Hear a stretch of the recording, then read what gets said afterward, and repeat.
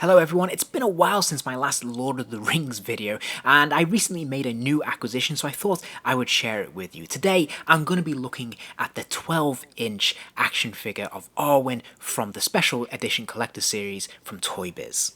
If you've seen any of my other videos in this series, you'll know I'm a big fan of this line. I think it's actually quite underappreciated, and I have to say I've had tremendous fun picking them up in recent years, and each one is like a little gem really. So let's take a look at the packaging. Well, this is in the standard green box packaging, which means it's associated with the Fellowship of the Ring. At the top of the packaging we have this one ring. At the top of the packaging we have the one ring, of course, which looks really cool, very impressive. I like how they've used this as a cutout as well to reveal the window display of the figure underneath. I think that's a really nice design that works really well.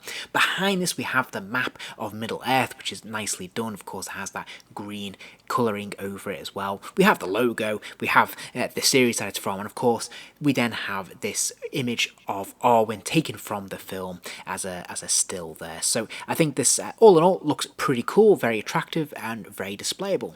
If we flip at it and look at the side panel, we have this rather generic branding, which is a real shame because I think there's a missed opportunity here to have something individual, unique to the character. I often say I think they should have taken the image that we see of the character from the front of the packaging and put that on the side packaging here instead. Otherwise, we're always going to be looking at Frodo and a random orc, when it would be nice to stack these up on our shelf with our other figures in the collection and see something that's a little bit different. If we look at the back of the packaging though, again we have that image that we saw on the front of the packaging of Arwen there.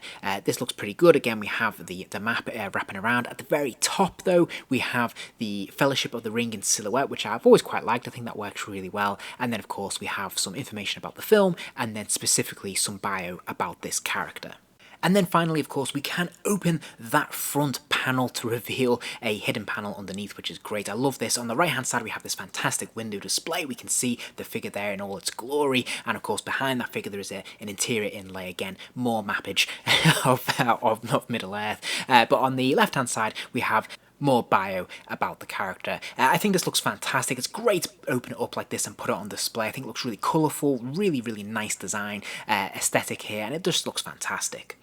Moving on to the figure itself, you can't argue the fact that this definitely has more of a doll-like quality to it, more so than an action figure. It's very similar to what we saw with the Galadriel figure. The head sculpt's quite interesting. On the one hand, I think they've done a pretty good job with it. I think they've actually caught the likeness of Liv Tyler quite nicely, all in all. It does feel a little bit clunky, particularly with that hairband. Of course, they've gone for the rooted hair, which, as you can see, even though this is brand new, mine's already starting to fray a little bit, so you're always going to have a little bit of that with rooted hair. I think my main issue with this likeness isn't so much the sculpt, it's more to do with the paint apps, particularly with the eyeshadow around the eyes. That looks a little bit clumsy and a little bit silly. Not quite the effect I think they were probably going for there. Other than that, I think it works quite well. If we look at the side, for example, we can see the ears are actually quite nice and subtle. They're not giant sort of Vulcan ears. These elven ears are quite subtle, and it's quite nicely done. I like that it's hidden behind the hair as well and by the collar. I think this looks really good all in all, and I think they've done a pretty nice job of this.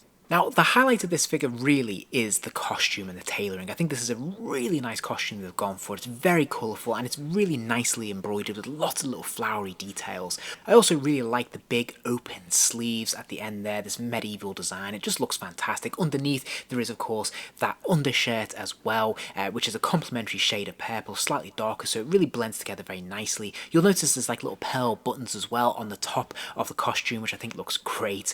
So all in all, this is very nicely designed and tailored, and I think they've done an excellent job with the materials here to really bring a lot of colour and just a really nice aesthetic to this figure.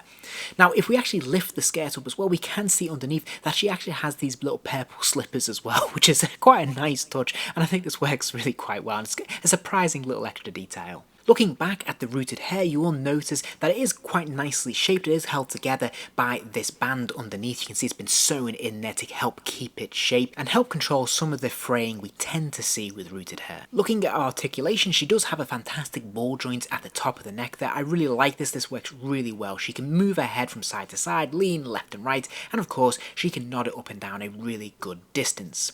She does have ball joints in the shoulders that allow the arms to go all the way up and all the way back. This is a very generous joint that gives a huge range of motion, which is fantastic. Now, there is also a single joint at the elbow that allows that lower arm to bend to 90 degrees. There is a simple swivel at the wrist that allows that wrist to rotate all the way around. Now, I wasn't sure if there's really much of anything going on when it comes to the torso. There doesn't seem to be a swivel or a ball joint as far as I can tell. Now, there are ball joints in the hips though that allow the legs to kick out to the side, kick forwards, backwards, and of course there is a double joint at the knee allowing that lower leg to kick all the way back. Finally, there is a hinge at the ankle that allows the foot to bend forwards and backwards. Sadly, Arwen doesn't come with any accessories at all. Again, I can't really think of what I would have given her in this particular costume. Perhaps if she'd been in a different costume, I might have given her a sword or some daggers or something like that. I'm pretty sure we see it was something like that in the Fellowship of the Ring. I could be wrong, but nevertheless, I think this is a really nice figure. I don't think it needs any accessories, and I think they've done a fantastic job of the tailoring. Is it my favourite in the line? Absolutely not. Does it compare well against the Galadriel? I think the Galadriel probably has the edge on it because I think the likeness is just much better done, but I do think that this is a nice figure nevertheless, and I do think it adds something interesting to this collection because it is so different and it is so colourful. If you enjoyed this video, please do give it a like and remember to subscribe as there'll be plenty more videos soon.